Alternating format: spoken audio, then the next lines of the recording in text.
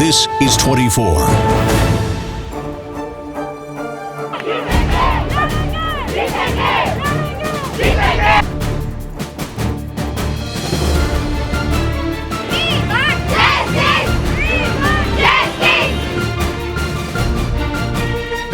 Justice! Justice!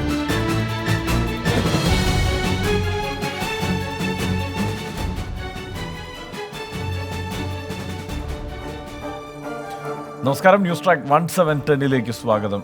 നിമി, നമ്മൾ വീണ്ടും ദുഃഖകരമായ വാർത്തകളിലേക്കാണ് ആദ്യം വരേണ്ടി വരുന്നത് എന്നതുകൊണ്ട് പ്രത്യേകിച്ച് ഈ ബലാത്സംഗ കൊലപാതകങ്ങളുടെ വാർത്തകൾ തുടർച്ചയായി രാജ്യത്തെമ്പാടും കേട്ടുകൊണ്ടിരിക്കുന്നു.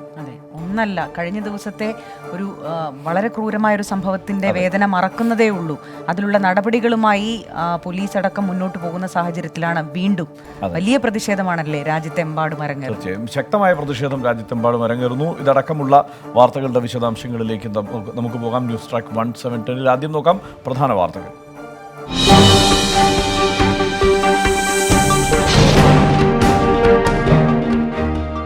രാജ്യത്തെ ഞെട്ടിച്ച് വീണ്ടും ബലാത്സംഗ കൊലപാതകങ്ങൾ. കർണാടകയിൽ 8 വയസ്സുകാരിയെ അയൽവാസി പീഡിപ്പിച്ച് കൊലപ്പെടുത്തി. ഒഡീഷയിൽ പ്രായപൂർത്തിയാകാത്ത പെൺകുട്ടിയെ ബലാത്സംഗം ചെയ്തതിൽ മുൻ പോലീസുകാരനും ആന്ധ്രാപ്രദേശിൽ മധ്യവയസ്കയെ കൂട്ടബലാത്സംഗം ചെയ്ത് കൊലപ്പെടുത്തി. നിയമങ്ങൾ കർശനമാക്കണമെന്നാവശ്യപ്പെട്ട് രാജ്യവ്യാപക പ്രതിഷേധം ശക്തം. മഞ്ചൂർ കോടതിയിലെ മജിസ്ട്രേറ്റ് അഭിഭാഷക തർക്കത്തിൽ സമവായ ശ്രമങ്ങൾ പരാജയപ്പെട്ടു. ബാർ കൗൺസിൽ ചെയർമാനെ തള്ളി അസോസിയേഷൻ. മജിസ്ട്രേറ്റ് ദീപാ മോഹന്റെ കോടതി ബഹിഷ്കരിക്കുന്നത് തുടരുമെന്ന് ബാർ അസോസിയേഷൻ.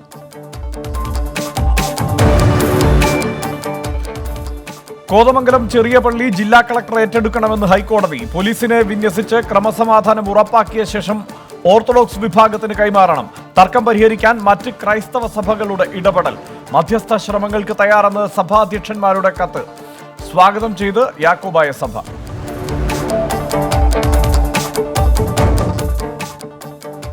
പട്ടിണിയെ തുടർന്ന് കുഞ്ഞുങ്ങളെ കൈമാറിയ അമ്മയ്ക്ക് സഹായഹസ്തവുമായി നാട്. ശിശുക്ഷേമ സമിതിക്ക് നൽകിയ കുട്ടികളെ സർക്കാർ ഏറ്റെടുക്കും. ദിവസവേതന അടിസ്ഥാനത്തിൽ അമ്മയ്ക്ക് തിരുവനന്തപുരം കോർപ്പറേഷൻ ജോലി നൽകി. കുട്ടികളെ മർദ്ദിച്ച പിതാവിനെതിരെ കേസെടുത്തേക്കും. സംഭവം സംസ്ഥാനത്തെ ആകെ നാണക്കേടെന്ന് മന്ത്രി കടകംപള്ളി സുരേന്ദ്രൻ.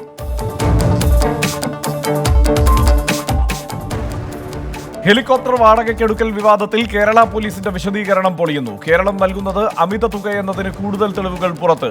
ഛത്തീസ്ഗഡ് 25 മണിക്കൂറിന് 85 ലക്ഷം രൂപ വാടക നൽകുമ്പോൾ കേരളത്തിന്റെ ചെലവ് 20 മണിക്കൂറിന് 1,44 ലക്ഷം.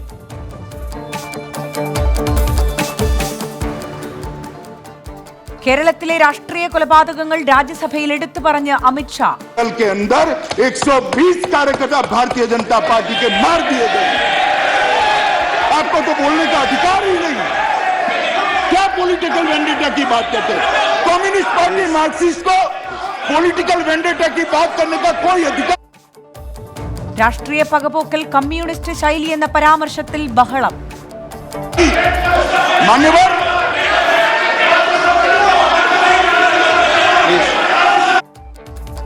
SPG സുരക്ഷാ ഭേദഗതി ബിൽ രാജ്യസഭ പാസാക്കി.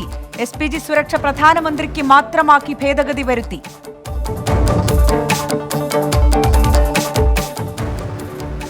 നികുതി വെട്ടിപ്പിനായി പോണ്ടിച്ചേരിയിൽ 2 ആഡംബര കാറുകൾ രജിസ്റ്റർ ചെയ്ത കേസിൽ സുരേഷ് ഗോപി MP-ക്കെതിരെ കുറ്റപത്രം സമർപ്പിക്കും. ക്രൈംബ്രാഞ്ച് മേധാവി അനുമതി നൽകി.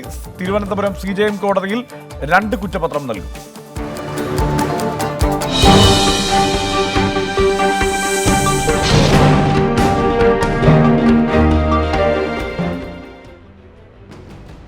നിമി, നേരത്തെ പറഞ്ഞ വാർത്തയിലേക്കാണ് നമുക്ക് ആദ്യം പോവേണ്ടത്. ഹൈദരാബാദിലെ ബലാത്സംഗ കൊലപാതകത്തിൽ രാജ്യം നടുങ്ങി നിൽക്കെ കർണാടകയിലും ആന്ധ്രയിലും ബലാത്സംഗ കൊലപാതകങ്ങൾ. കർണാടകയിൽ 8 വയസ്സുകാരിയെ ചോക്ലേറ്റ് നൽകി പ്രലോഭിപ്പിച്ച് കൂട്ടിക്കൊണ്ടുപോയി ബലാത്സംഗം ചെയ്ത് കൊലപ്പെടുത്തി. ആന്ധ്രയിൽ 60കാരിയാണ് കൊല്ലപ്പെട്ടത്. ഉത്തർപ്രദേശിൽ 70കാരിയും ഒഡീഷയിൽ പ്രായപൂർത്തിയാകാത്ത പെൺകുട്ടിയും ബലാത്സംഗത്തിനിരയായി. പ്രതിപക്ഷം പാർലമെന്റിൽ ഇന്നും പ്രതിഷേധമുയർത്തി. MP പ്രദീപ് കുമാർ ചേരുകയാണ് കൂടുതൽ വിവരങ്ങളുമായി. പ്രദീപ്, ശക്തമായ പ്രതിഷേധം രാജ്യത്തിൻ്റെ വിവിധ ഭാഗങ്ങളിൽ ഉണ്ടാവുകയാണ്. കൂടുതൽ കടുത്ത ശിക്ഷ വേണം എന്നതാണ് എല്ലാവരുടെയും ആവശ്യം. ഇന്നിപ്പോൾ പ്രതിപക്ഷവും ഏതാണ്ട് സമാനമായ ആവശ്യം ഉന്നയിച്ചിരിക്കുന്നു. എന്താണ് ഈ വാർത്തകളുടെ വിശദാംശങ്ങൾ, പ്രതിഷേധങ്ങളുടെ സ്വഭാവം?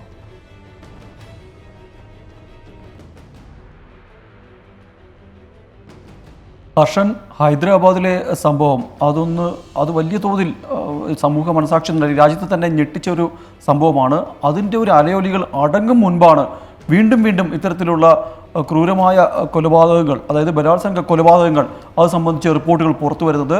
ഇന്ന് 4 സംഭവങ്ങളാണ് രാജ്യത്ത് പല സംസ്ഥാനങ്ങളിലായിട്ട് റിപ്പോർട്ട് ചെയ്യപ്പെട്ടത്. അതിൽ ഏറ്റവും ക്രൂരമായ കാര്യം ഈ കൊലപാതകങ്ങളുടെ മുൻ പോലീസുകാർ അടക്കമുള്ളവർ ഈ കേസുകളിലെല്ലാം ഉൾപ്പെടുന്നു എന്നുള്ളതാണ് ഏറ്റവും ഞെട്ടിക്കുന്ന ഒരു കാര്യം. എന്തായാലും കർണാടകയിൽ 8 വയസ്സുകാരിയാണ് ബലാത്സംഗത്തിന് ഇരയായി കൊല ചെയ്യപ്പെട്ടത്. ഇന്നലെ രാത്രി 8:30 ഈ പെൺകുട്ടിയെ കാണാതാകുന്നത്. ചോക്ലേറ്റ് നൽകി പെൺകുട്ടിയെ പ്രപ്പിച്ച ശേഷം കൂട്ടിക്കൊണ്ടുപോയി ബലാത്സംഗം ചെയ്യുകയായിരുന്നു. ഇതിനുശേഷം മൃതദേഹം വഴിവക്കിൽ ഉപേക്ഷിക്കുകയായിരുന്നു. 8:30 മണിക്ക് കാണാതായ പെൺകുട്ടിയെ 10:30 മണിയോടുകൂടിയാണ് ഈ മൃതദേഹം കണ്ടെത്തുന്നത്, ഈ ഉപേക്ഷിച്ച നിലയിൽ കണ്ടെത്തുന്നത്. എന്തായാലും ഈ വിഷയത്തിൽ ഈ കേസിൽ ഈ ഗ്രാമത്തിൽ തന്നെ, അതായത് കൽബുർഗിയിലെ ഈ ഗ്രാമത്തിൽ തന്നെ ഉള്ള ഒരു 34 വയസ്സുകാരൻ യെല്ലപ്പയെയാണ് പോലീസ് അറസ്റ്റ് ചെയ്തത്. ഇയാൾ കുറ്റം സമ്മതിച്ചു എന്നുള്ളതാണ് കർണാടക പോലീസ് വ്യക്തമാക്കിയിട്ടുള്ളത്. ഇതോടൊപ്പം തന്നെ പറയേണ്ട മറ്റൊരു കാര്യം, ആന്ധ്രയിലും ഇന്നിപ്പോൾ ഒരു ബലാത്സംഗ കൊലപാതകം റിപ്പോർട്ട് ചെയ്യപ്പെട്ടു. 60കാരിയാണ് ഇവിടെ കൊല്ലപ്പെട്ടത്. ഈ വീടിനുള്ളിൽ മുളക് പൊടി വിതറിയിരിക്കുന്നതും, അതായത് പ്രതികൾ ഈ ഒരു കൃത്യത്തിന് ശേഷം മുളക് പൊടി വിതറിയാണ് അവിടെ നിന്നും രക്ഷപ്പെട്ടത് എന്നുള്ളത് പോലീസ് കണ്ടെത്തിയിട്ടുണ്ട്. എന്തായാലും ഈ സംഭവത്തിൽ 3 പേരാണ് അറസ്റ്റിലായിരിക്കുന്നത്. ഇതോടൊപ്പം ഉത്തർപ്രദേശിൽ 70കാരിയാണ് ബലാത്സംഗത്തിന് ഇരയായത്. ആ കേസിൽ 27കാരനെ പോലീസ് അറസ്റ്റ് ചെയ്തു. ഉത്തർപ്രദേശിലെ സോൻഭദ്രയിലാണ് ഈ നാട് നടക്കുന്ന ഇത്തരത്തിലുള്ള ഒരു ബലാത്സംഗം ഉണ്ടായത്. ഇതോടൊപ്പം ഒഡീഷയിൽ അവിടെ പ്രായപൂർത്തിയാകാത്ത പെൺകുട്ടിയാണ് ബലാത്സംഗത്തിന് ഇരയായത്. കൂട്ടബലാത്സംഗത്തിനാണ് ഇരയായത്. അതും സർക്കാർ ക്വാർട്ടേഴ്സിലാണ്. മുൻ പോലീസുകാരനായ ജിതേന്ദ്ര സേത്തി അടക്കം 4 പേർ ചേർന്നാണ് ഈ പെൺകുട്ടിയെ പീഡിപ്പിച്ചത് എന്നുള്ളതാണ് പോലീസ് തന്നെ കണ്ടെത്തിയിരിക്കുന്ന കാര്യം. ഈ പെൺകുട്ടി ബസ് കാത്തു നിൽക്കുകയായിരുന്നു. അവിടെ നിന്നും ലിഫ്റ്റ് നൽകാമെന്ന് പറഞ്ഞ് കാറിൽ വിളിച്ചു കയറ്റി ക്വാർട്ടേഴ്സിൽ എത്തിക്കുകയായിരുന്നു. അതിനുശേഷം പീഡിപ്പിച്ച ശേഷം പെൺകുട്ടി അവിടെ പൂട്ടിയിട്ട് പെൺകുട്ടി അവിടെ നിന്നും അതിസാഹസികമായി രക്ഷപ്പെട്ട് നാട്ടുകാരുടെ സഹായം തേടുകയായിരുന്നു. തുടർന്ന് പോലീസ് സ്റ്റേഷനിൽ എത്തുകയും അവിടെ റിപ്പോർട്ട് ചെയ്യുകയും തുടർന്ന് ഈ പ്രതികളെല്ലാം കസ്റ്റഡി എടുക്കുകയും ചെയ്തു എന്നുള്ളതാണ് ഇപ്പോൾ പുറത്തു വരുന്ന വിവരം. ഇങ്ങനെ 4 സംസ്ഥാനങ്ങളിലാണ് ഇന്നിപ്പോൾ ഇത്തരത്തിൽ വളരെ ക്രൂരമായ സമൂഹ മനസാക്ഷിയെ തന്നെ ഞെട്ടിക്കുന്ന ഈ ഒരു ക്രൂരകൃത്യങ്ങൾ നടന്നിരിക്കുന്നത്. അതുകൊണ്ട് തന്നെ ഈ ഒരു വീണ്ടും ഈ സ്ത്രീകൾ ഈ രാജ്യത്ത് അവരുടെ നിലവിളി ഉയർന്ന ഒരു വിഷയമാണ് ഇപ്പോഴും ഉയർന്നുകൊണ്ടിരിക്കുന്നതെന്ന് തന്നെ നമുക്ക് പറയേണ്ടി വരും.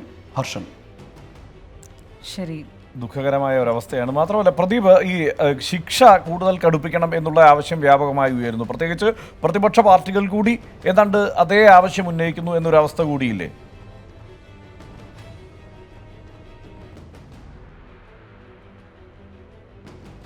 ഹർഷൻ, ഇപ്പോൾ തന്നെ ഈ നിയമ ഭേദഗതി എല്ലാം തന്നെ വന്നു കഴിഞ്ഞു. ഈ കുട്ടികളെ പീഡിപ്പിക്കുന്നവർക്ക് മരണം വരെ തൂക്കുകയർ എന്നുള്ള ഒരു ശിക്ഷയാണ് ഇപ്പോൾ വ്യവസ്ഥ ചെയ്തിരിക്കുന്നത്. മാത്രമല്ല അതിവേഗ വിചാരണ വ്യവസ്ഥ ചെയ്തിട്ടുണ്ട്. ഇത്തരത്തിൽ നിയമം വലിയ തോതിൽ വലിയ കർശനമായ നിയമ ഭേദഗതി എല്ലാം കൊണ്ടുവന്നെങ്കിൽ പോലും ഈ ക്രൈം റേറ്റിൽ, അതായത് ഈ കുറ്റകൃത്യങ്ങളുടെ നിരക്കിൽ ഒരു കുറവ് എത്രത്തോളം വരുത്താൻ സാധിച്ചു എന്നുള്ളതാണ് നമുക്ക് അറിയേണ്ടത്. കാരണം അത് തുടർച്ചയായി ഇത്തരത്തിലുള്ള വലിയ തോതിലുള്ള ക്രൂരമായ ഇത്തരം പീഡനങ്ങൾ ഉണ്ടാകുന്നു എന്നുള്ളത് തന്നെയാണ്.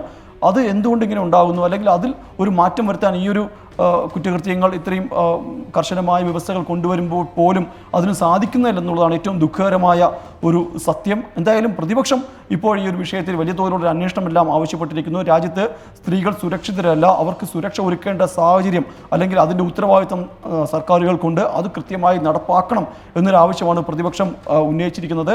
ഇന്നും പാർലമെൻറ്റിൽ ഇത് സംബന്ധിച്ച് പ്രതിപക്ഷത്തിൻ്റെ പ്രതിഷേധമുണ്ടായി. മാത്രമല്ല ഒഡീഷയിൽ അവിടുത്തെ ഈ പെൺകുട്ടി സർക്കാർ ക്വാർട്ടേഴ്സിൽ പീഡനത്തിനിരയായ സംഭവത്തിൽ CBI അന്വേഷണമാണ് അവിടുത്തെ പ്രതിപക്ഷം ആവശ്യപ്പെട്ടിരിക്കുന്നത്. അതുകൊണ്ട് തന്നെ പ്രതിപക്ഷ ഈ വിഷയത്തിൽ വലിയ തോതിലുള്ള ഒരു പ്രതിഷേധം ഇപ്പോഴും തുടരുകയാണ്.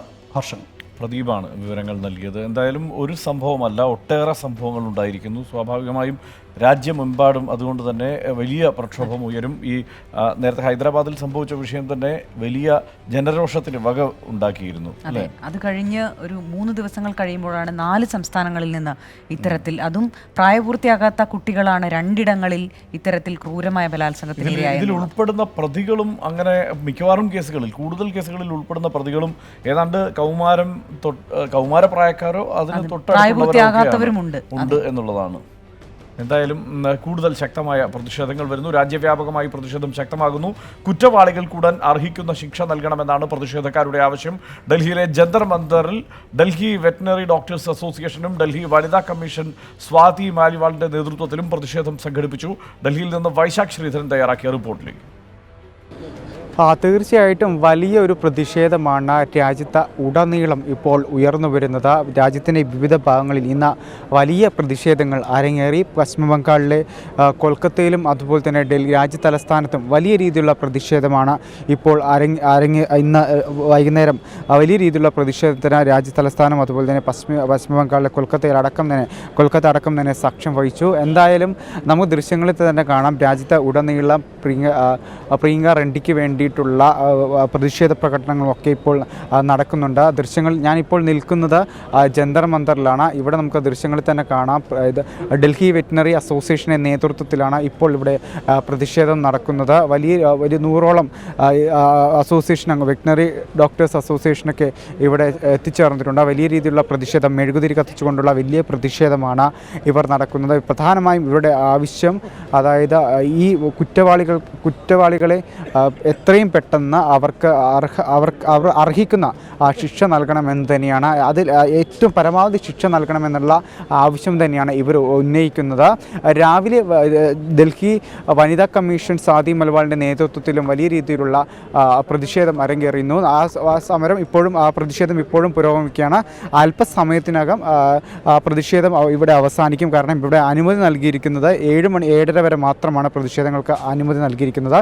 എന്തായാലും രാജ്യത്തിൻ്റെ വിവിധ ഭാഗങ്ങളിൽ വലിയ രീതിയിലുള്ള പ്രതിഷേധമുണ്ടാകുന്നു. കാരണം രാജ്യത്ത് വലിയ രീതിയിൽ തന്നെ സ്ത്രീകൾക്ക് ജീവിക്കാൻ കഴിയാത്തൊരു സാഹചര്യമാണ് ഉണ്ടാകുന്നത് എന്നാണ് ഇവർ ഉന്നയിക്കുന്നത്. കാരണം നമുക്ക് കഴിഞ്ഞ ദിവസങ്ങളൊക്കെ ഉണ്ടായ സംഭവ വികാസങ്ങൾ അത്തരത്തിലേക്കുള്ള ഒരു അത്തരത്തിലേക്ക് തന്നെയാണ് വിരൽ ചൂണ്ടുന്നത്.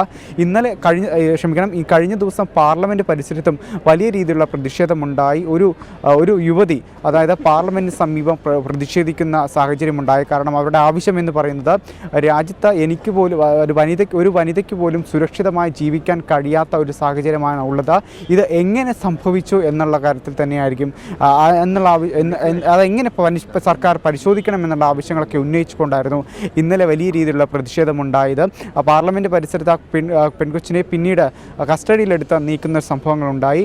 എന്തായാലും ഇന്ന് രാജ്യതലസ്ഥാനത്ത് വലിയ രീതിയിലുള്ള പ്രതിഷേധം, പ്രിയങ്ക റെഡ്ഡിക്ക്, അതായത് അവരുടെ കൊലയാളികൾക്ക്, ബലാത്സംഗികൾക്ക് അർഹിക്കുന്ന ഒരു ശിക്ഷ നൽകണമെന്ന് ആവശ്യപ്പെട്ടുകൊണ്ടുള്ള വലിയ പ്രതിഷേധം.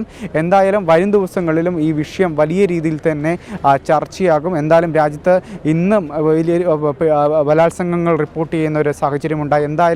എന്തായാലും നീതി തേടി അത്തരത്തിലേക്ക് ജനങ്ങൾ തെരുവിലേക്ക് ഇറങ്ങുന്ന ഒരു സാഹചര്യം ഇനി ഉണ്ടാകുമോ എന്നതാണ് എല്ലാവരും നോക്കുന്നത്. കാരണം ഈ സമരങ്ങളൊക്കെ വലിയ രീതിയിൽ തന്നെ ജനങ്ങൾ തന്നെ ഈ സമരത്തിലേക്ക് ഇറങ്ങി വരുന്ന ഒരു സാഹചര്യം ഇപ്പോഴുണ്ട്. എന്തായാലും വലിയ രീതിയിലുള്ള പ്രതിഷേധങ്ങൾ വരും ദിവസങ്ങൾ ഉണ്ടാകുമെന്ന് തന്നെയാണ് കരുതുന്നത്.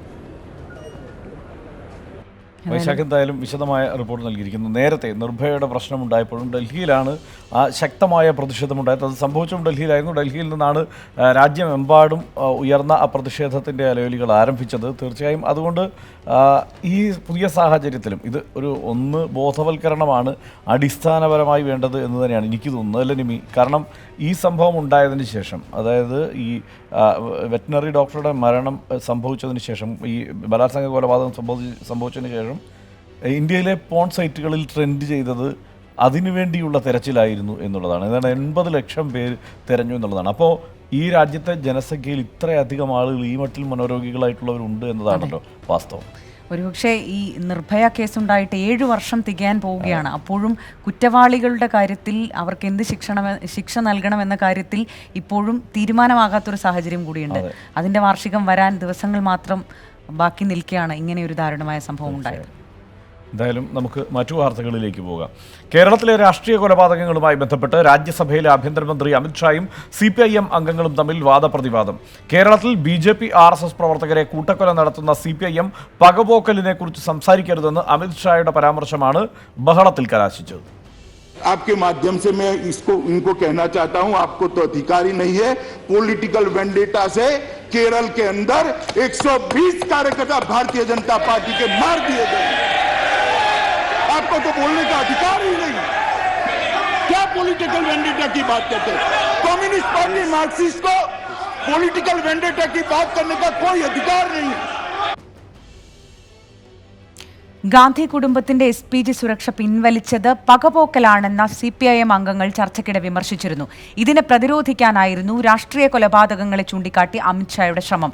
അമിത്ഷായുടെ പ്രസ്താവനയെ CPIM അംഗങ്ങൾ എതിർത്തതോടെ രാജ്യസഭ പ്രക്ഷുബ്ധമായി. SPG ഭേദഗതി ബിൽ രാജ്യസഭ പാസാക്കി.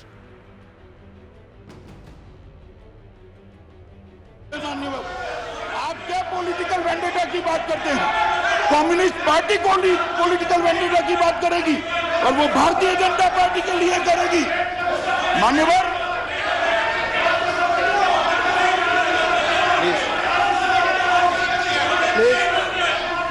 कृपया कृपया कृपया अपने सीट पर कृपया कृपया please please please please sir please.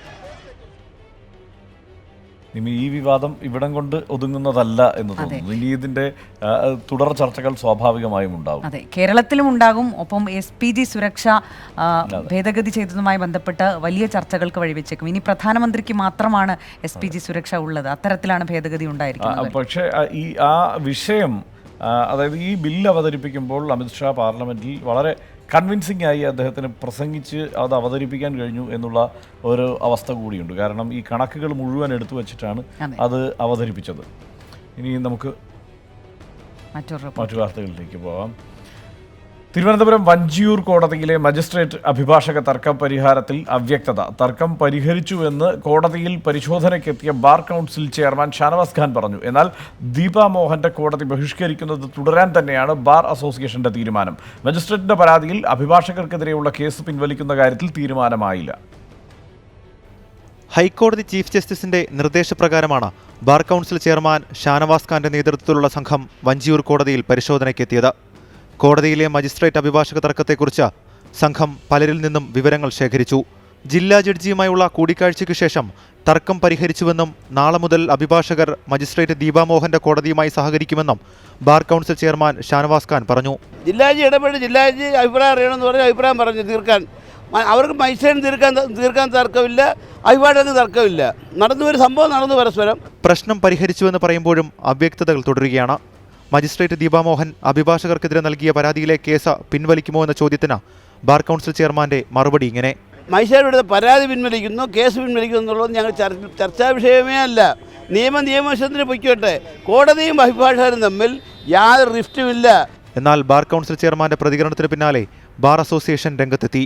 Deepa മോഹന്റെ കോടതി ബഹിഷ്കരിക്കുന്നത് തുടരുമെന്നാണ് ബാർ അസോസിയേഷന്റെ നിലപാട്. എന്നാൽ മജിസ്ട്രേറ്റ് ദീപാ മോഹനുമായോ ബാർ അസോസിയേഷൻ നേതാക്കളുമായോ ബാർ കൗൺസിൽ സംഘം ചർച്ച നടത്താത്തത് വിവാദമാകാനാണ് സാധ്യത. ബാർ കൗൺസിൽ സംഘം പരിശോധനാ റിപ്പോർട്ട് ഈ മാസം 6-ന് ഹൈക്കോടതി ചീഫ് ജസ്റ്റിസിന് സമർപ്പിക്കും. 24 തിരുവനന്തപുരം. കോതമംഗലം മാർത്തോമൻ ചെറിയ പള്ളിയുടെ നിയന്ത്രണം ജില്ലാ കലക്ടർ ഏറ്റെടുക്കണമെന്ന് ഹൈക്കോടതി. ക്രമസമാധാനം ഉറപ്പാക്കിയ ശേഷം ഓർത്തഡോക്സ് വിഭാഗത്തിന് പള്ളി കൈമാറണമെന്നും കോടതി ഉത്തരവിട്ടു. സുപ്രീം കോടതി വിധി നടപ്പാക്കണമെന്ന ഓർത്തഡോക്സ് വികാരി തോമസ് പോൾ റമ്പാന്റെ ഹർജിയിലാണ് ഉത്തരവുണ്ടായത്. ഇതിനിടെ ഓർത്തഡോക്സ് യാക്കോബായ സഭകൾ തമ്മിലുള്ള തർക്കത്തിൽ മധ്യസ്ഥത വഹിക്കാൻ തയ്യാറാണെന്ന് മറ്റ് ക്രൈസ്തവ സഭാ മേലധ്യക്ഷന്മാർ അറിയിച്ചിട്ടുമുണ്ട്. പക്ഷേ ഇതിനെ യാക്കോബായ സഭ സ്വാഗതം ചെയ്തെങ്കിലും ഓർത്തഡോക്സ് സഭ അത്ര അനുകൂലമായല്ല പ്രതികരിച്ചത്. ശവസംസ്കാരം, പള്ളിപ്രവേശം തുടങ്ങിയ വിഷയങ്ങൾ ക്രൈസ്തവ സമൂഹത്തിന് വലിയ വേദന സൃഷ്ടിക്കുന്നു എന്ന് ചൂണ്ടിക്കാട്ടിയാണ് ഇരു സഭാധ്യക്ഷന്മാർക്കും കത്തയച്ചത്. കത്തിനെ യാക്കോബായ സഭ മാത്രമാണ് സ്വാഗതം ചെയ്തത്. കോടതി വിധി നടപ്പാക്കട്ടെ എന്ന നിലപാടിലാണ് ഓർത്തഡോക്സ് സഭ. ഇനി ഈ തർക്കം ഉടനൊന്നും തീരാൻ പോകുന്നില്ല, അല്ലേ? അതെ, കാരണം ഓർത്തഡോക്സ് സഭ ഈ ഒരു ചർച്ചയ്ക്ക് പോയിട്ട് ഈ ഇത്തരം അഭിപ്രായ പ്രകടനങ്ങളോട് മുഖം തിരിച്ചു നിൽക്കുന്ന ഒരു സാഹചര്യമാണുള്ളത്. ആ ഘട്ടത്തിൽ ഹർഷൻ സൂചിപ്പിച്ചതുപോലെ അനുരഞ്ജനം എന്നൊരു വാക്ക് അവിടെ വരുന്നില്ല. മാത്രമല്ല, ഈ മൃതദേഹമൊക്കെ എടുത്തു വെച്ച് ഇത്തരത്തിൽ തെരുവിൽ വിലപേശുന്ന തരത്തിൽ ഈ കാര്യത്തെ കൈകാര്യം ചെയ്യുന്നത് മൊത്തം ക്രൈസ്തവ വിശ്വാസികൾക്ക് ദുഃഖമുണ്ടാക്കുന്നതാണ്. കാരണം മൊത്തം ഒരു ക്രൈസ്തവ സമൂഹത്തെ തന്നെയാണ് മറ്റൊരു തരത്തിൽ കാണുക. അതൊക്കെ അവരെ സങ്കടപ്പെടുത്തുന്നുണ്ട് എന്ന് മറ്റ് സഭാ മേലധ്യക്ഷന്മാർ ഇടപെടുന്ന ഒരു സാഹചര്യം. തീർച്ചയായും. സജോ അതിൻ്റെ വിശദാംശങ്ങളുമായി നമ്മോടൊപ്പം ചേരുന്നുണ്ട്. സജോ, ഈ മറ്റ് സഭകളെല്ലാം ഇക്കാര്യത്തിൽ ഇടപെടാൻ തയ്യാറാവുന്നത് ഇത് ക്രൈസ്തവ വിശ്വാസത്തിന് എതിരായ അല്ലെങ്കിൽ ക്രൈസ്തവ സങ്കല്പത്തിനെതിരായ കാര്യങ്ങൾ സംഭവിക്കുന്നു, അതിന് ഒരു പരിഹാരമുണ്ടാക്കണം എന്ന് തോന്നിയത് കൊണ്ടായിരിക്കുമോ? ഹർഷൻ, ഇതിൽ പല കാര്യങ്ങൾ ഇതിനകത്ത് വന്നിട്ടുണ്ട് എന്നതാണ് ഇക്കാര്യത്തിലൊരു വസ്തുത. ചർച്ച് ആക്ട് എന്ന വിഷയം വളരെ സജീവമായി ചർച്ചയിൽ വരികയും യാക്കോബായ വിഭാഗം അവരുടെ പള്ളികൾ യാക്കോബായ വിഭാഗം നിലയ്ക്ക് സ്വതന്ത്രമായി നിലനിന്നുകൊണ്ട് ഈ പള്ളികളുടെ ഭരണം അവർക്ക് നിർവഹിക്കാൻ കഴിയില്ല എന്ന സാഹചര്യം ഉരുത്തിരിഞ്ഞു വന്നിട്ടുണ്ട്. സ്വാഭാവികമായും അവരെ സംബന്ധിച്ചിടത്തോളം മറ്റൊരു മറുമാർഗം എന്നത് ചർച്ച് ആക്ടിൻ്റെ ഒരു സാധ്യതയാണ്. അവരെ സംബന്ധിച്ചിടത്തോളം ഈ വിധിയെ മറികടക്കാനുള്ള ഒരു സാധ്യതയായി അവർ ഇപ്പോൾ കാണുന്നത്. അതുകൊണ്ട് യാക്കോബായ വിഭാഗത്തിലെ വിശ്വാസികളിൽ സിംഹഭൂരിപക്ഷവും ചർച്ച് ആക്ടിലേക്ക് പോകണം, ചർച്ച് ആക്ടിന് വേണ്ടി ആവശ്യം ശക്തമാക്കണം, അതിനുവേണ്ടിയുള്ള സമരങ്ങൾ വേണം എന്നൊക്കെ ഉള്ള നിലപാട് സ്വീകരിക്കുകയും വലിയ സമരം തിരുവനന്തപുരത്തടക്കം വലിയ ജനകീയ സമരങ്ങൾ അവർ ഇതിനകം സംഘടിപ്പിക്കുകയും അത്തരം ആവശ്യങ്ങളൊക്കെ അവർ ഉന്നയിക്കുകയും ചെയ്തിട്ടുണ്ട്. മറ്റൊന്ന്, ഈ പ്രശ്നം ഓർത്തഡോക്സ് യാക്കോബായ സഭകളുടെ ഒരു പ്രശ്നം ഒരുപക്ഷെ എപ്പിസ്കോപ്പൽ സഭകളിൽ ന്യൂനപക്ഷമാണ് ഈ സഭകളെങ്കിൽ കൂടിയും ഈ പ്രശ്നം വലിയ തോതിൽ വളരുകയും സമൂഹത്തിലാകെ വലിയ പ്രശ്നം ഉണ്ടാക്കുകയും ഒക്കെ ചെയ്തപ്പോഴും ഇക്കാര്യത്തിൽ ആവശ്യമായൊരു ഇടപെടൽ മറ്റ് സഭാ നേതൃത്വങ്ങൾ നടത്തിയില്ല എന്ന തരത്തിലുള്ള വിമർശനങ്ങളൊക്കെ വിവിധ കോണിൽ നിന്ന് ഉയർന്നു വരുന്നുണ്ട്. ഈ സാഹചര്യങ്ങളെല്ലാം കൂടി പഠിച്ച് പൊതുവിൽ ഇത് ക്രൈസ്തവ സഭകൾക്കാകെ ഒരു വലിയ പ്രതിസന്ധി സൃഷ്ടിക്കുന്നു. ഈ പൊതുവായ സാഹചര്യങ്ങളെല്ലാം മൃതദേഹം വെച്ച് വിലപേശുന്നു, ക്രൈസ്തവ സാക്ഷ്യത്തിന് വിരുദ്ധമായ കുറേ കാര്യങ്ങൾ ഉണ്ടാകുന്നു. ഇതെല്ലാം കൂടി ചേർന്ന് പൊതുവിൽ ക്രൈസ്തവ സഭകളെ സംബന്ധിച്ച് വലിയ തോതിലൊരു ധാർമ്മിക പ്രതിസന്ധിയിലേക്ക് കാര്യങ്ങളെ എത്തിച്ചിരിക്കുന്നു എന്നൊരു വിലയിരുത്തൽ അവരെ സംബന്ധിച്ചിടത്തോളം ഉണ്ട്. അതൊന്നാമത്തെ സാഹചര്യം. രണ്ടാമത്തേത്, അടിയന്തരമായി ചർച്ച് ആക്ട് ആവശ്യമെന്നൊരു സാഹചര്യം ഇതെല്ലാം നിലനിൽക്കുന്നു. ഈ വിഷയങ്ങളെല്ലാം പരിഗണിച്ചുകൊണ്ട് നേരത്തെ ഈ കത്തിൽ ഒപ്പുവെച്ചിരിക്കുന്ന വിവിധ ക്രൈസ്തവ സഭകൾ, അതായത് പ്രധാനപ്പെട്ട എപ്പിസ്കോപ്പൽ സഭകൾ, കത്തോലിക്ക സഭയും CSI സഭയും മാർത്തോമ സഭയും ഒക്കെ ഉൾപ്പെട്ട പ്രധാനപ്പെട്ട സഭകളുടെ നേതൃനിരയിലുള്ള ആളുകൾ ഒരു യോഗം ചേർന്നിരുന്നു. ആ യോഗത്തിൽ ഈ പ്രശ്നത്തിൽ സജീവമായി ഇടപെടണം എന്നൊരു നിർദ്ദേശം ഉയർന്നു വന്നതിൻ്റെ സാഹചര്യത്തിലാണ് ഈ സഭാ മേലധ്യക്ഷന്മാർ ചേർന്ന് ഇത്തരമൊരു നിർദ്ദേശം ഉൾപ്പെടുത്തി ഒരു കത്ത് അയച്ചിരിക്കുന്നത്. പക്ഷേ ഓർത്തഡോക്സ് സഭ അനുകൂലമായ ഒരു നിലപാട് സ്വീകരിച്ചിട്ടില്ല. അവർ ഏതെങ്കിലും തരത്തിൽ സുപ്രീം കോടതി വിധിയിൽ ഒരു ഡയല്യൂഷൻ ആഗ്രഹിക്കുന്നില്ല. ആ വിധി നടപ്പാക്കിയ ശേഷം മറ്റു കാര്യങ്ങൾ ആലോചിച്ചാൽ മതി എന്നൊരു നിലപാടാണ് അവരെ സംബന്ധിച്ചിടത്തോളം. സജോ, ഈ വിശ്വാസ സംബന്ധിയായ പ്രശ്നങ്ങൾക്ക് അപ്പുറത്ത് ഈ സ്വത്ത് കൈകാര്യം ചെയ്യുന്നതുമായി ബന്ധപ്പെട്ട് ചർച്ച് ആക്ടിൻ്റെ വിഷയത്തിൽ ഉറച്ച ഒരു നിലപാട് സ്വീകരിച്ചുകൊണ്ട് കഴിഞ്ഞ ദിവസം തിരുവനന്തപുരത്ത് നടന്ന വലിയ പ്രകടനത്തിൽ തന്നെ ഏറ്റവും വലിയ പങ്കാളിത്തം ഉണ്ടായിരുന്നത് യാക്കോബായ സഭയുടേതാണ്. അത് ഒരു അപകട സൂചനയായി കണ്ടുകൊണ്ടാണോ ഇപ്പോൾ ഈ ഇടപെടൽ ഉണ്ടായിരിക്കുന്നത്? ഹർഷൻ, ഏറ്റവും വലിയ പങ്ക് എന്നത് മാത്രമല്ല, വിവിധ ചർച്ച് ആക്ട് ആക്ഷൻ കൗൺസിലുകൾ സംസ്ഥാനത്ത് പ്രവർത്തിക്കുന്നുണ്ട്. പക്ഷേ അവർക്ക് വലിയ ജനകീയ പിന്തുണയൊന്നുമില്ല. അവർ അത്തരം സമരങ്ങൾ സംഘടിപ്പിച്ചാൽ പോലും അവർക്ക് എത്തിക്കാൻ കഴിയുന്ന, അതായത് വിവിധ ക്രൈസ്തവ സഭകളിൽ അംഗങ്ങളായിരിക്കുന്നവരിൽ നിന്ന് എത്തിക്കാൻ കഴിയുന്നത് വളരെ മൈനോറിറ്റി ആളുകളെ മാത്രമാണെന്ന കാര്യത്തിൽ തർക്കമൊന്നുമില്ല. അവർ നേരത്തെ നടത്തിയ സമരങ്ങളിലെ പങ്കാളിത്തമൊക്കെ നമുക്കറിയാവുന്നതാണ്. ഈ സമരം വിജയിച്ചതിന് പിന്നിലെ ഏക കാരണമെന്നത് യാക്കോബായ സഭയിലെ മിക്കവാറും എല്ലാ പള്ളികളിൽ നിന്നും ആളുകൾ ഈ സമരത്തിലേക്ക് ഒഴുകിയെത്തുകയും അങ്ങനെ വലിയൊരു ജനകീയ പങ്കാളിത്തം അവിടെ ഉണ്ടാവുകയും ചെയ്തതാണ് എന്നതാണ് വസ്തുത. ഈ സാഹചര്യത്തെ കൃത്യമായി മറ്റ് സഭാ നേതൃത്വങ്ങൾ മനസ്സിലാക്കുന്നുണ്ട്. പ്രത്യേകിച്ച് കത്തോലിക്ക സഭ ഈ വിഷയത്തെ കൃത്യമായി മനസ്സിലാക്കുന്നുണ്ട്. ആ സാഹചര്യം ഒരു അടിയന്തര സാഹചര്യമാണ് ഈ കത്തിന് പിന്നിലുള്ളത് എന്നത് സ്വാഭാവികമായി തന്നെ നമുക്ക് വിലയിരുത്താൻ കഴിയുന്ന ഒരു സാഹചര്യമാണ്. അതായത് പൊതുവിൽ ഈ യാക്കോബായ സഭയിലെ അംഗങ്ങൾ അവരും പൊതുവിൽ മറ്റ് ക്രൈസ്തവ സഭകളുടെ ആകെ നമ്പറിനെ എടുക്കുമ്പോൾ വലിയ നമ്പർ ആളുകളൊന്നും ഇല്ല എങ്കിൽ കൂടിയും അവർ എല്ലാവരും ചേർന്ന് ഒരു സമരത്തിന് ഇറങ്ങിയാൽ സ്വാഭാവികമായും വലിയൊരു പ്രാതിനിധ്യമുണ്ട്. സർക്കാരിനെ സംബന്ധിച്ച് അത് പരിഗണിക്കാൻ കഴിയുന്ന ഒരു പ്രധാനപ്പെട്ട കാരണമായി ചൂണ്ടിക്കാണിക്കാൻ ഇത്തരം സമരങ്ങൾ സാഹചര്യം ഉടലെടുത്തിരിക്കുന്നു. അതുകൊണ്ട് തന്നെയാണ് ഇപ്പോൾ കത്തോലിക്ക സഭ അടക്കം ഇക്കാര്യത്തിൽ ഇടപെട്ടിരിക്കുന്നത് എന്നതുകൂടിയാണ് സജോ റിപ്പോർട്ട് ചെയ്യുന്നത്. സജോ അത് റിപ്പോർട്ട് ചെയ്യുന്നത് കൃത്യമായിരിക്കും. കാരണം സജോ ഈ വിഷയത്തിൽ അഗ്രഗണ്യനാണ്, ഗവേഷണം ഗവേഷണം നടത്തിയ ആളാണ്. ഇനി മറ്റു വാർത്തകളിലേക്ക്. കുഞ്ഞുങ്ങളെ ശിശുക്ഷേമ സമിതിക്ക് കൈമാറിയ അമ്മയ്ക്ക് തിരുവനന്തപുരം നഗരസഭ ജോലി നൽകി. ജോലി നൽകിക്കൊണ്ടുള്ള ഉത്തരവ് മേയർ കെ ശ്രീകുമാർ പൂജപ്പുര മഹിളാ മന്ദിരത്തിൽ നേരിട്ടെത്തി കൈമാറി. അമ്മയുടെയും കുഞ്ഞുങ്ങളുടെയും സുരക്ഷ പൂർണ്ണമായി സർക്കാർ ഏറ്റെടുത്തു. ക്രൂരമായി മർദ്ദിച്ചിരുന്നുവെന്ന കുട്ടികളുടെ മൊഴിയുടെ അടിസ്ഥാനത്തിൽ അച്ഛനെതിരെ കേസെടുക്കണമെന്നാവശ്യപ്പെട്ട് ശിശുക്ഷേമ സമിതി സർക്കാരിനും DGPക്കും റിപ്പോർട്ട് നൽകി. കുടുംബത്തെ ഉടൻ തന്നെ നഗരസഭയുടെ ഫ്ളാറ്റിലേക്ക് മാറ്റും. കുട്ടികളുടെ ആരോഗ്യനില തൃപ്തികരമാണെങ്കിൽ ഇവരെ നാളെ മുതൽ സ്കൂളിലേക്ക് അയക്കാനും തീരുമാനമായി. കുടുംബം നൽകിയ അപേക്ഷ പരിഗണിച്ച ജില്ലാ സപ്ലൈ ഓഫീസർ നേരിട്ടെത്തി പുതിയ റേഷൻ കാർഡും നൽകി. ഇന്ന് കേരളമാകെ കൈതമുക്കിലെ ഈ കുടുംബത്തിന് പിന്തുണയുമായി വന്നു. കൈതമുക്കിലെ സംഭവം ഇനി ആവർത്തിക്കരുതെന്ന് ആരോഗ്യമന്ത്രി KK ശൈലജ പറഞ്ഞു. സംഭവം ലജ്ജാകരമാണെന്നായിരുന്നു സ്പീക്കർ P. ശ്രീരാമകൃഷ്ണന്റെ പ്രതികരണം. കൈതമുക്ക് ഭാഗത്ത് റെയിൽവേ പുറമ്പോക്കിൽ താമസിക്കുന്നവരുടെ സാമൂഹ്യ സ്ഥിതി പരിശോധിക്കുമെന്ന് മന്ത്രി കടകംപള്ളി സുരേന്ദ്രനും പറഞ്ഞു. ആ പ്രതികരണങ്ങൾ നോക്കാം. മനുഷ്യസ്നേഹമുള്ള എല്ലാവരും ഈ ഡിപ്പാർട്ട്മെൻറ്റിൻ്റെ പ്രവർത്തനങ്ങളുമായിട്ട് ചേരുക, എവിടെയെങ്കിലും ഇത്തരം കാര്യങ്ങൾ കണ്ടാൽ ഞങ്ങളുടെ ശ്രദ്ധയിൽപ്പെടുത്തുക, സാധിക്കുന്നവർ അവരുടെ സഹായവും കൂടി ഞങ്ങൾക്ക് വാഗ്ദാനം ചെയ്യുക. എന്നാൽ നമുക്കൊരുമിച്ച് കേരളത്തിൽ ഇങ്ങനെയുള്ള കുട്ടികളില്ല എന്ന് അഭിമാനപൂർവ്വം പറയാൻ സാധിക്കും. അത് മനസ്സിലാക്കി ഇടപെടുകയാണ് വേണ്ടത്.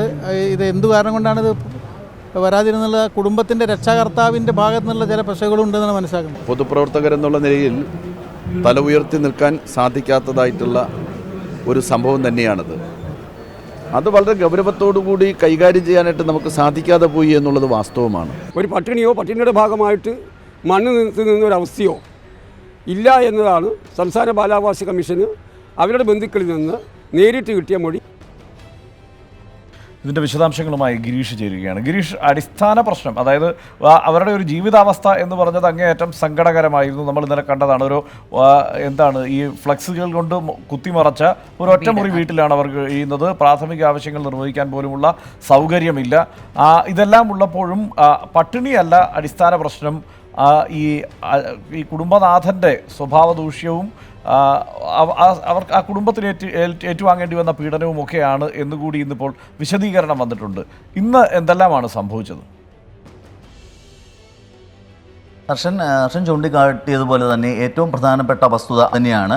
ഒരുപക്ഷെ പട്ടിണി എന്നുള്ളതിനേക്കാളൊക്കെ അപ്പുറത്തേക്ക് അച്ഛൻ്റെ ഭാഗത്തു നിന്നുണ്ടായ ക്രൂരമായ പീഡനം അല്ലെങ്കിൽ മർദ്ദനം, അതിനുശേഷം കുട്ടികളെ നോക്കുന്നില്ല, വീട് നോക്കാത്ത ഒരവസ്ഥ. ഇത് ഹർഷൻ പറഞ്ഞൊരു കാര്യമുണ്ട്. ഈ ടാർപ്പായൊക്കെ ഇട്ട ഒരു ഷെഡിലാണ് അവർ താമസിക്കുന്നത്. ഇത് റെയിൽവേയുടെ പുറമ്പോക്ക് ഭൂമിയാണ്. ഈ പുറമ്പോക്ക് ഭൂമിയിൽ യാതൊരുവിധ പട്ടയമോ മറ്റ് സാധനങ്ങളോ ഒന്നും തന്നെ ഇല്ല. ഈ ഒരു ഭൂമിയിലാണ് അവർ കഴിഞ്ഞു വന്നത്. എന്നാൽ ഈ 6 കുട്ടികളാണ് അവർക്കുള്ളത്. അപ്പോൾ ഈ 6 കുട്ടികളുടെ ഒരു ചെലവ് എന്ന് പറയുന്നത് വളരെ ഭാരിച്ചതാണ്, നമുക്കറിയാവുന്ന പോലെ തന്നെ. എന്നാൽ ഇതൊന്നും നോക്കാൻ അല്ലെങ്കിൽ ഇതിനൊന്നും പണം മുടക്കുന്നതിനോ ഒന്നും ഈ കുട്ടികളുടെ അച്ഛൻ ഇതിന് തയ്യാറായിട്ടില്ല. ഈ ഒരു അവസരത്തിലാണ് കുട്ടികളെ ക്രൂരമർദ്ദനത്തിന് ഇരയാകുന്നു, മറ്റൊന്ന് പട്ടിണിയും ഉണ്ട്. അപ്പോൾ ഈ ഒരു സാഹചര്യത്തിലാണ് 4 കുട്ടികളെ ശിശുക്ഷേമ സമിതിക്ക് കൈമാറാൻ അമ്മ സമ്മതിച്ചത്. ഇത് ശിശുക്ഷേമ സമിതിയുടെ ടോൾ ഫ്രീ നമ്പറിൽ ലഭിച്ച ഒരു പരാതിയുടെ അടിസ്ഥാനത്തിൽ തണലിൻ്റെ പ്രവർത്തകർ അവിടെ എത്തി പരിശോധന നടത്തി. ഈ പരിശോധനയിലാണ് അമ്മ ഇക്കാര്യം അങ്ങോട്ട് ആവശ്യപ്പെടുന്നത്, 4 കുട്ടികളെ സംരക്ഷിക്കണമെന്ന് ആവശ്യപ്പെടുന്നത്. ഇതിൻ്റെ അടിസ്ഥാനത്തിൽ അമ്മയുടെ കയ്യിൽ നിന്നും രേഖാമൂലം ഇതിൻ്റെ അറിയിപ്പ് അല്ലെങ്കിൽ ഇങ്ങനൊരു ആവശ്യം എഴുതി വാങ്ങിയ ശേഷം 4 കുട്ടികളെ ഈ ശിശുക്ഷേമ സമിതി അവരുടെ സംരക്ഷണയിലേക്ക് മാറ്റുകയായിരുന്നു. ഈ സംഭവം വലിയ വിവാദമായതിനെ തുടർന്ന് അമ്മയും 2 കുട്ടികളെയും മഹിളാ മന്ദിരത്തിലേക്ക്, സർക്കാരിൻ്റെ നേരിട്ടുള്ള നിയന്ത്രണത്തിലുള്ള മഹിളാ മന്ദിരത്തിലേക്ക് മാറ്റി. ഇന്ന് ഉണ്ടായ ഏറ്റവും പുതിയ ഒരു ഡെവലപ്മെൻറ്റ് ഈ കുട്ടികളുടെയും അമ്മയുടെയും സംരക്ഷണം സർക്കാർ പൂർണ്ണമായും ഏറ്റെടുത്തു എന്നുള്ളതാണ്. ഈ അമ്മയ്ക്ക് ഒരു താൽക്കാലിക ജോലി നഗരസഭ നൽകുകയും ചെയ്തു. ശുചീകരണ വിഭാഗത്തിലാണ് ജോലി നൽകിയിരിക്കുന്നത്. ദിവസം 630 രൂപ വേതനം ലഭിക്കത്തക്ക രീതിയിൽ, അതായത് ഒരു മാസം ഏതാണ്ട് 17,000 രൂപയോളം ലഭിക്കുന്ന തരത്തിലുള്ള ഒരു ക്രമീകരണമാണ് ഇപ്പോൾ നഗരസഭ നടത്തിയിരിക്കുന്നത്. ഇവർ ആവശ്യപ്പെടുന്ന സ്ഥലത്ത്, ഇവർക്ക് സൗകര്യപ്രദമായ സ്ഥലത്ത് തന്നെ ജോലി നോക്കുന്നതിനുള്ള സൗകര്യവും നഗരസഭ ചെയ്തിട്ടുണ്ട്. മറ്റൊന്ന്, ഒരു പ്രധാനപ്പെട്ട കാര്യം കൂടി ഇതിൻ്റെ ഇടയിൽ വന്നത്, ശിശുക്ഷേമ സമിതിയുടെ ശുപാർശ പ്രകാരം അച്ഛനെതിരെ കേസെടുക്കാൻ സർക്കാരും അതോടൊപ്പം തന്നെ പോലീസും തീരുമാനിച്ചിരിക്കുന്നു എന്നുള്ളതാണ്.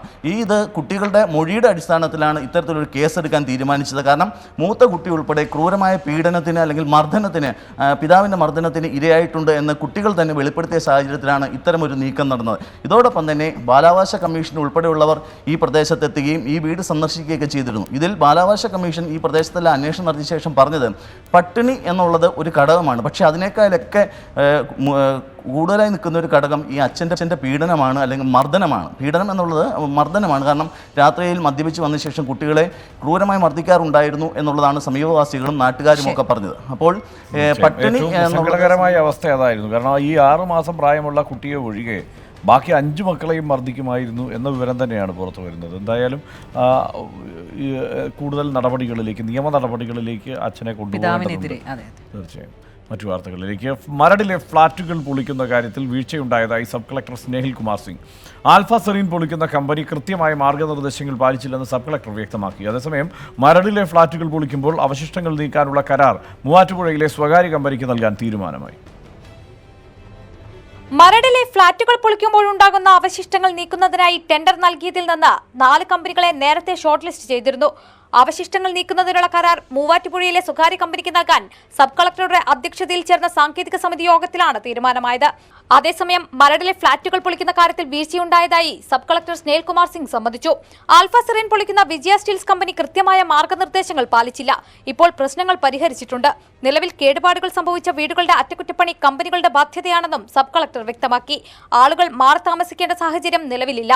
ഇൻഷുറൻസ് കമ്പനികളുമായി സംസാരിച്ചു കൊണ്ടിരിക്കുകയാണെന്നും ഫ്ളാറ്റ് പൊളിക്കുന്നതുമായി ബന്ധപ്പെട്ട് പ്രദേശവാസികൾക്ക് 1 വർഷത്തേക്ക് ഇൻഷുറൻസ് ഏർപ്പെടുത്താനാണ് ശ്രമമെന്നും സബ് കളക്ടർ വ്യക്തമാക്കി. 24 കൊച്ചി. ഇനിയൊരു ഇടവേളയ്ക്ക് ശേഷം ന്യൂസ് ട്രാക്ക് 1710 തുടരും.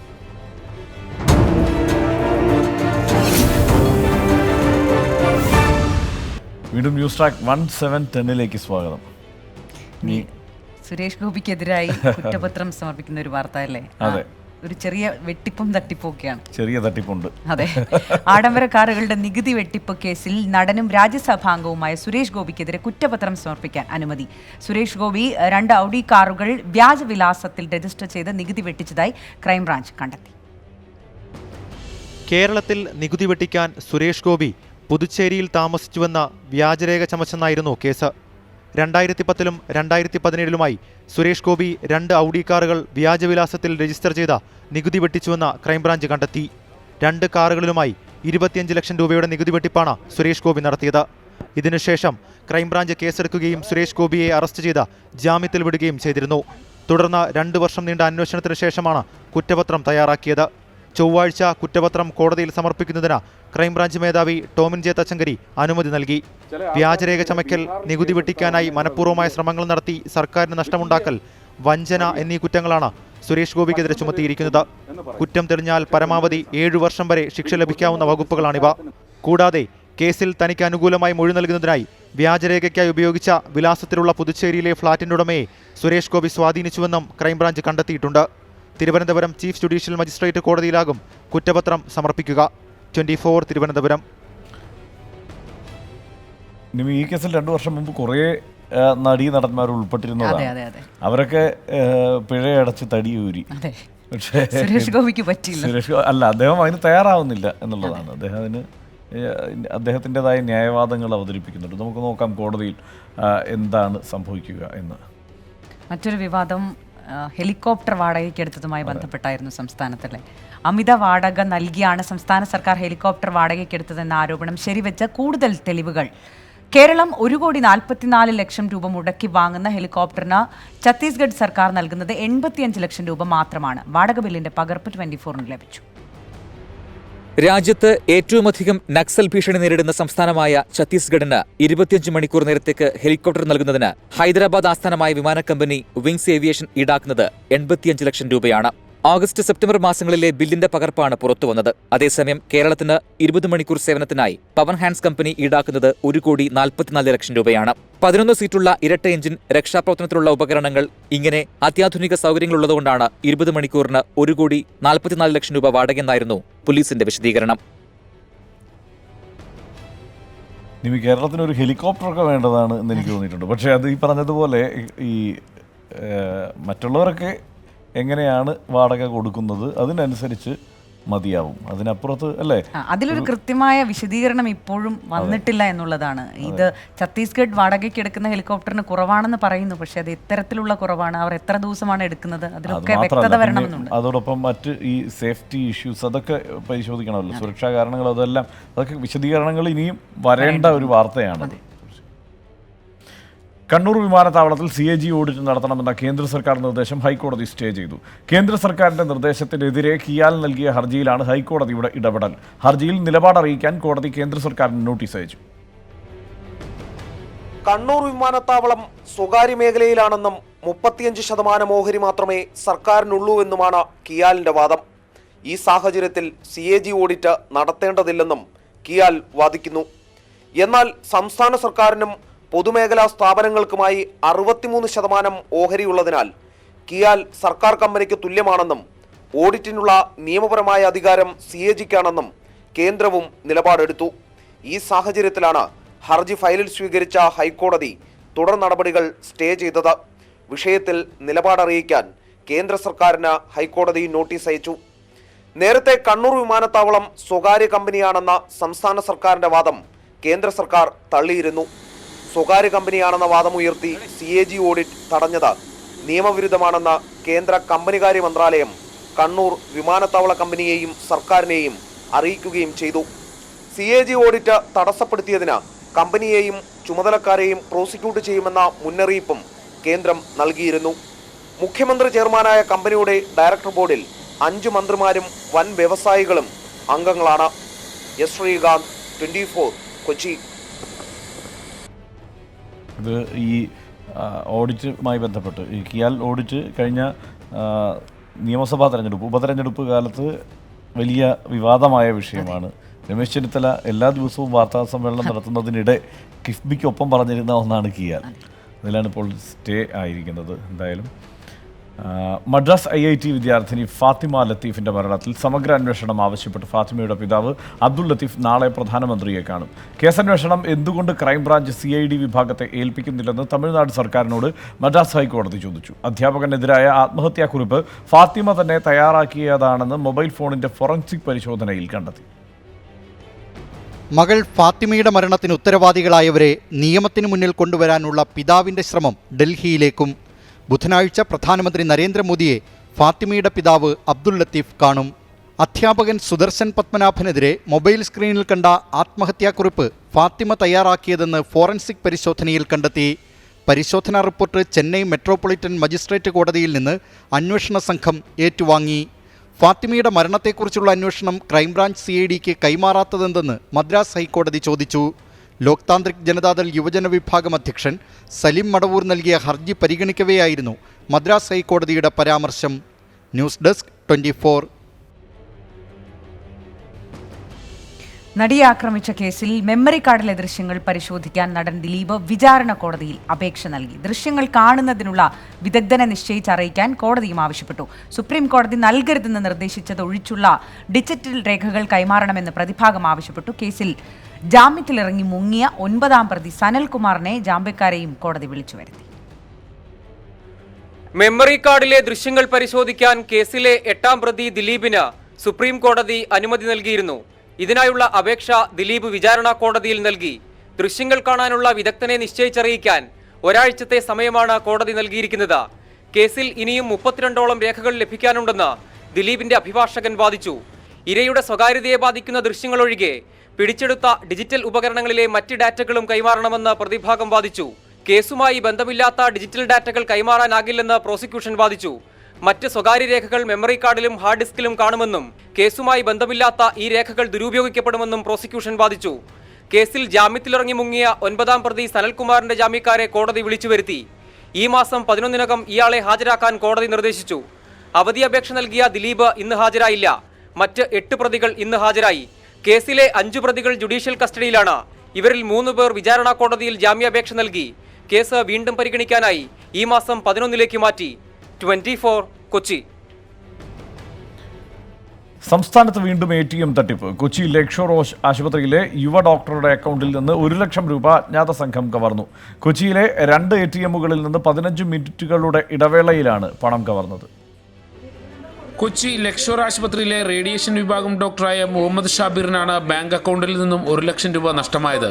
ഇന്നലെ രാവിലെ 6:55-നും 7:10-നും മധ്യയാണ് സംഭവം. 15 മിനിറ്റുകളുടെ ഇടവേളകൾ കൊണ്ട് 10 തവണയാണ് പണം ATMിൽ നിന്നും നഷ്ടമായത്. SMS ഡോക്ടറുടെ ശ്രദ്ധയിൽ വരുമ്പോഴേക്കും 1 ലക്ഷം രൂപ പിൻവലിച്ചിരുന്നു. അതൊരു 15 മിനിറ്റ് ഗ്യാപ്പിൽ 10 തവണയായിട്ട് 10,000 വെച്ചിട്ടാണ് വിഡ്രോ ചെയ്തിട്ടുള്ളത്. അത് 2 ATM കൗണ്ടറിൽ നിന്ന്, ഒന്ന് സൗത്ത് ഇന്ത്യൻ ബാങ്കിൻ്റെ ATM കൗണ്ടറിൽ നിന്ന്, അത് മുണ്ടൻവേലിയിലുള്ളത്, രണ്ടാമത് പിന്നെ ഇൻഡസ് ബാങ്കിൻ്റെ ATM കൗണ്ടറിൽ നിന്ന്. ഇന്നലെ രാത്രി കൂടെ ആ എടുത്ത ആൾക്കാർ ഒരു വട്ടം കൂടെ 10:34 ഒരു വട്ടം കൂടെ ട്രൈ ചെയ്തിരുന്നു അക്കൗണ്ടിൽ നിന്ന് കാശ് എടുക്കാനായിട്ട്. അപ്പോൾ അതിൽ ഞാനപ്പോൾ ബ്ലോക്ക് ചെയ്ത കാരണം sorry this card is not authorised for this use at this point of time എന്ന് എഴുതി കാണിച്ചു. കാരണം ഞാൻ ഓൾറെഡി രാവിലെ ബ്ലോക്ക് ചെയ്തു, അതുകൊണ്ട് രാത്രി അവർക്ക് കാശ് എടുക്കാൻ പറ്റിയില്ല. കൊച്ചി മുണ്ടമ്പലിയിലുള്ള South Indian bank, IndusInd bank എന്നിവയുടെ ATM കൗണ്ടറിൽ നിന്നാണ് പണം പിൻവലിച്ചതെന്ന് വ്യക്തമായിട്ടുണ്ട്. ATM കൗണ്ടറിലെ CCTV അടക്കം പരിശോധിച്ച് പ്രതികളെ കണ്ടെത്താനുള്ള ശ്രമമാണ് പോലീസ് നടത്തുന്നത്. ഒരാഴ്ച മുൻപ് മുഹമ്മദ് ഷാബിറിന്റെ സഹപ്രവർത്തകന്റെ അക്കൗണ്ടിൽ നിന്നും സമാനമായ രീതിയിൽ പണം നഷ്ടമായിട്ടുണ്ട്. ഈ സംഭവത്തിൽ പോലീസ് അന്വേഷണം തുടരുന്നതിനിടെയാണ് വീണ്ടും കവർച്ച. കൊച്ചി കേന്ദ്രീകരിച്ച് ATM കവർച്ചാ സംഘം പ്രവർത്തിക്കുന്നതിന്റെ തെളിവാണിത്. ഷഹിൻ ആന്റണി, 24 കൊച്ചി. കോൺഗ്രസ് പാർട്ടിക്ക് ആദായ നികുതി വകുപ്പിന്റെ നോട്ടീസ്. ഹൈദരാബാദ് ആസ്ഥാനമായ സ്ഥാപനം 170 കോടി കള്ളപ്പണം കോൺഗ്രസിന് കൈമാറിയെന്നാണ് ITയുടെ ആരോപണം. മുതിർന്ന നേതാക്കൾക്ക് സമൻസ് നൽകിയിട്ടും രേഖകൾ ഹാജരാകാത്ത സാഹചര്യത്തിലാണ് കാരണം കാണിക്കൽ നോട്ടീസ്.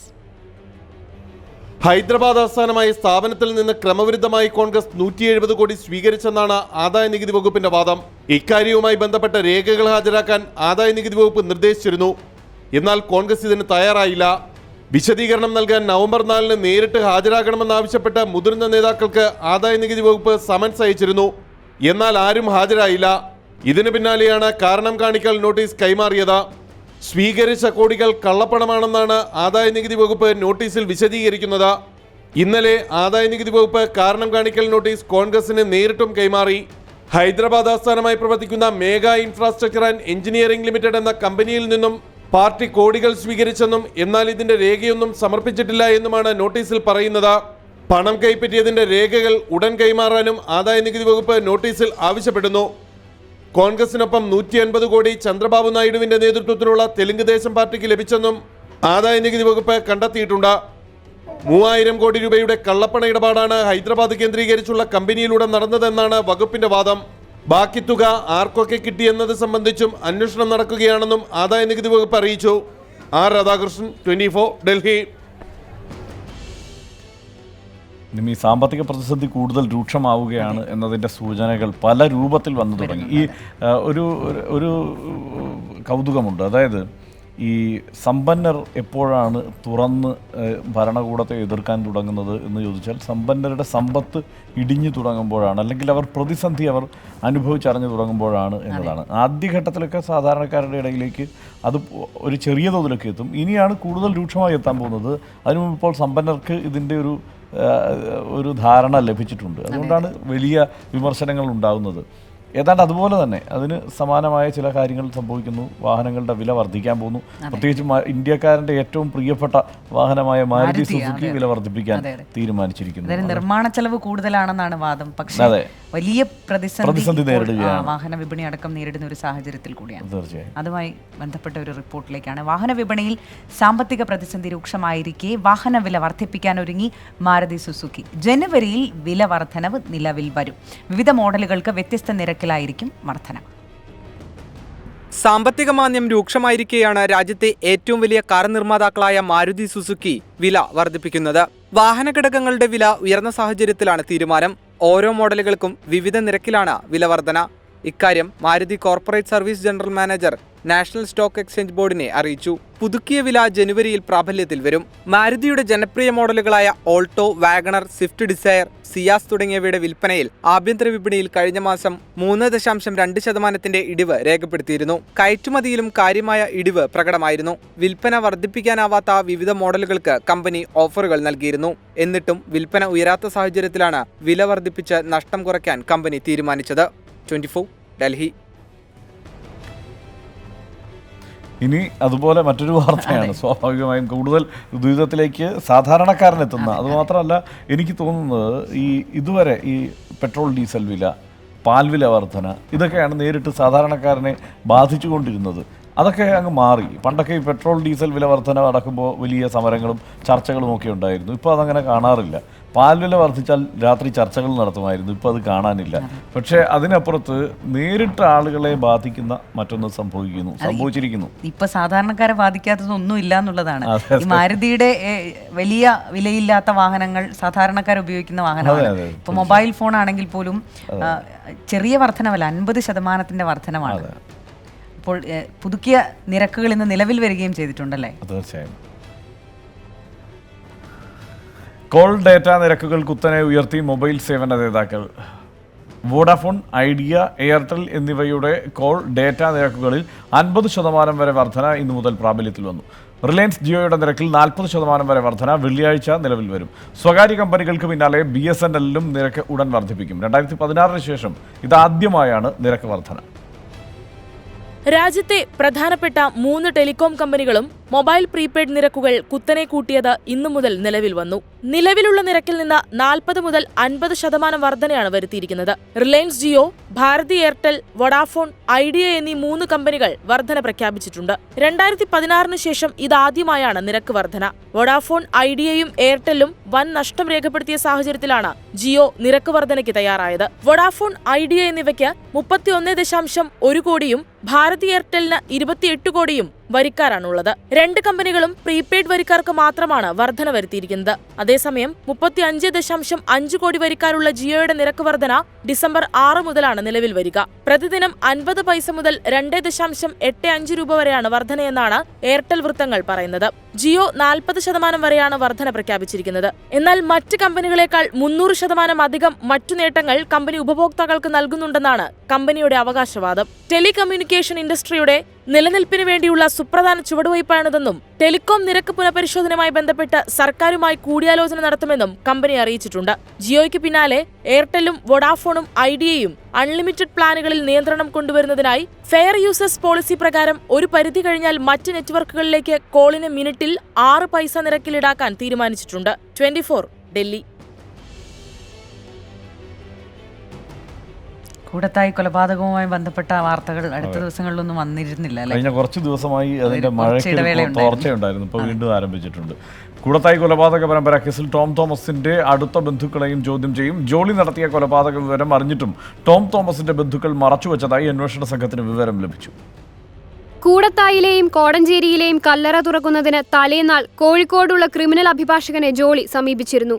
പൊന്നാമറ്റം ടോം തോമസിന്റെ അടുത്ത ബന്ധുക്കളായ ജോസഫ് ഹിലാരിയസ്, ബോസ്കോ ഹിലാരിയസ് എന്നിവരായിരുന്നു ജോളിക്ക് ഒപ്പമുണ്ടായിരുന്നത്. 6 പേരെ കൊന്ന വിവരം ടോം തോമസിന്റെ അടുത്ത ബന്ധുക്കൾക്ക് മുമ്പാകെ ജോളി അറസ്റ്റിന് മുമ്പ് കുറ്റസമ്മതം നടത്തിയതായി അന്വേഷണ സംഘം കണ്ടെത്തിയിട്ടുണ്ട്. അന്വേഷണ പരിധിയിലുള്ള ഇരുവരെയും വീണ്ടും ചോദ്യം ചെയ്യും. കൊലപാതക വിവരം അറിഞ്ഞിട്ടും ബന്ധുക്കൾ ജോളിക്ക് നിയമസഹായം നൽകാനുള്ള കാരണമാണ് അന്വേഷണ സംഘം പ്രധാനമായും അന്വേഷിക്കുന്നത്. കൂടാതെ കേസിൽ ഇരുവരുടെയും നേരിട്ടുള്ള പങ്കും സാമ്പത്തിക ഇടപാടും അന്വേഷിക്കുന്നുണ്ട്. അതിനിടെ സിലിയുടെയും മാത്യു മഞ്ചാടിയിലിന്റെയും വധക്കേസിൽ പ്രതികളായ ജോളിയുടെയും MS മാത്യുവിന്റെയും റിമാൻഡ് കാലാവധി ഈ മാസം 16 വരെ നീട്ടി. 24 കോഴിക്കോട്. പ്രതിസന്ധികളെയും പ്രതിബന്ധങ്ങളെയും മറികടന്ന് ആത്മവിശ്വാസം മുറുകെ പിടിച്ച് ലോകം ചുറ്റാനിറങ്ങിയ യുവാവിനെ പരിചയപ്പെടാമെനി. ചലനമറ്റ 2 കാലും കെട്ടിവെച്ച് പിന്നിൽ വീൽചെയറുമായി കോഴിക്കോട്ട് നിന്ന് 600 കിലോമീറ്റർ അകലെയുള്ള ഗോവയിലേക്കാണ് റിയാസ് എന്ന ഈ ചെറുപ്പക്കാരൻ ആദ്യമായി ബുള്ളറ്റ് ഓടിച്ചു പോയത്.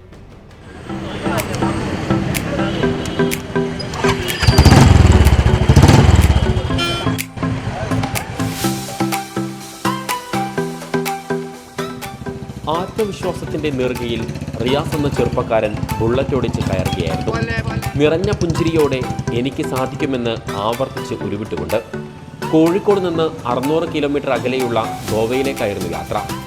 റോയൽ എൻഫീൽഡ് ഒരുക്കുന്ന റൈഡർ മാനിയ എന്ന ഇന്ത്യയിലെ പ്രശസ്തമായ ബൈക്കുത്സവത്തിൽ പങ്കെടുക്കാനായിരുന്നു ആ യാത്ര. അവിടെ രാജ്യത്തിൻ്റെ വിവിധ ഭാഗത്തു നിന്നുള്ള 7000-ലധികം എൻഫീൽഡ് പ്രേമികൾ ഒത്തുചേർന്നപ്പോൾ അവരിലൊരാളായി റിയാസുമുണ്ടായിരുന്നു. ഞാൻ അതിസുന്ദരമായിട്ട് ഗോവയിൽ റൈഡ് ചെയ്ത് വന്നത് എനിക്ക് മറക്കാൻ പറ്റാത്തൊരു അനുഭവം. അടുത്ത എൻ്റെ റൂട്ട് ലഡാക്കിലേക്കാണ്, കന്യാകുമാരി ടു ലഡാക്ക്.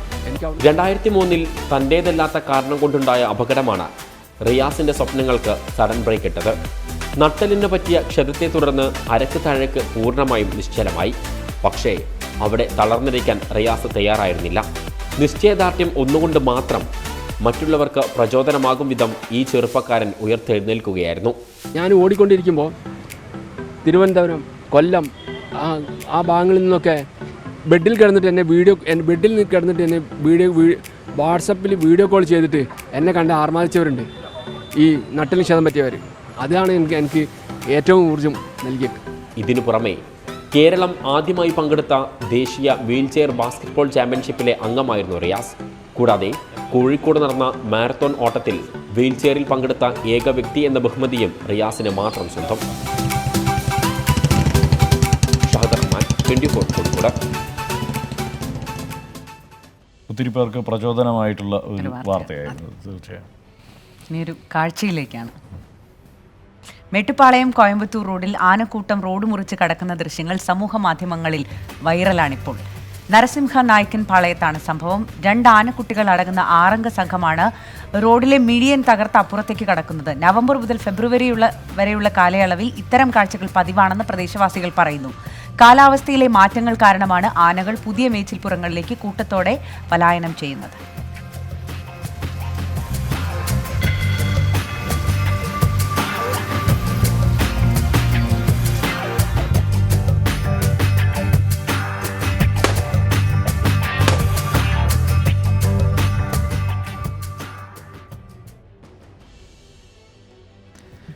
പുതിയ മേച്ചിൽപ്പുറങ്ങൾ എന്നാണ് നമ്മുടെ സ്ക്രിപ്റ്റിൽ കിടക്കുന്നത്. ഇതൊക്കെ ഒരുപക്ഷെ ആനയുടെ പഴയ മേച്ചിൽപ്പുറങ്ങളായിരിക്കാം.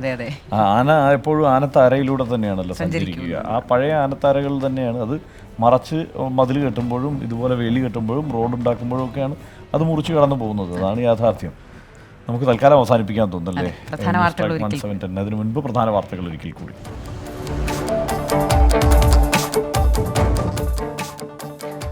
രാജ്യത്തെ ഞെട്ടിച്ച് വീണ്ടും ബലാത്സംഗ കൊലപാതകങ്ങൾ. കർണാടകയിൽ 8 വയസ്സുകാരിയെ അയൽവാസി പീഡിപ്പിച്ചു കൊലപ്പെടുത്തി.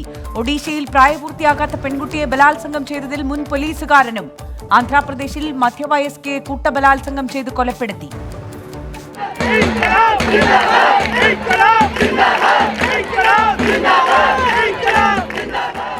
നിയമങ്ങൾ കർശനമാക്കണമെന്നാവശ്യപ്പെട്ട് രാജ്യവ്യാപക പ്രതിഷേധം ശക്തം.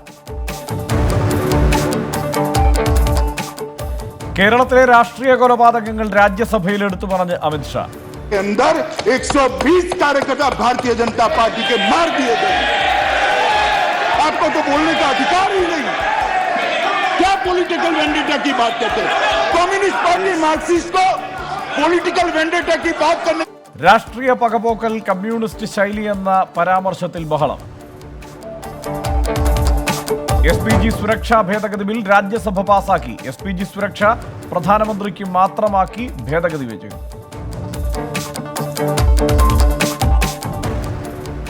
വഞ്ചിയൂർ കോടതിയിലെ മജിസ്ട്രേറ്റ് അഭിഭാഷക തർക്കത്തിൽ സമമായ ശ്രമങ്ങൾ പരാജയപ്പെട്ടു. ബാർ കൗൺസിൽ ചെയർമാനെ തള്ളി അസോസിയേഷൻ. മജിസ്ട്രേറ്റ് ദീപാമോഹന്റെ കോടതി ബഹിഷ്കരിക്കുന്നത് തുടരുമെന്ന് ബാർ അസോസിയേഷൻ.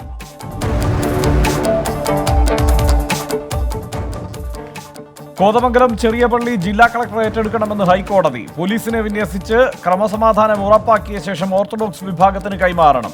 തർക്കം പരിഹരിക്കാൻ മറ്റ് ക്രൈസ്തവ സഭകളുടെ ഇടപെടൽ. മധ്യസ്ഥ ശ്രമങ്ങൾക്ക് തയ്യാറെന്ന് സഭാധ്യക്ഷന്മാരുടെ കത്ത്. സ്വാഗതം ചെയ്ത് യാക്കോബായ സഭ. ഇനി തൽക്കാലം നമുക്ക് ന്യൂസ് ട്രാക്ക് 170 7 മണിയുടെ സെഗ്മെന്റ് നമുക്ക് തൽക്കാലം ഇവിടെ അവസാനിപ്പിക്കാം. വളരെ പെട്ടെന്ന് നമുക്ക് എൻകൗണ്ടറിലേക്ക് പോകേണ്ടതുണ്ട്. ഇനി ഗോപികൃഷ്ണൻ എത്തും എൻകൗണ്ടറുമായി. നമസ്കാരം.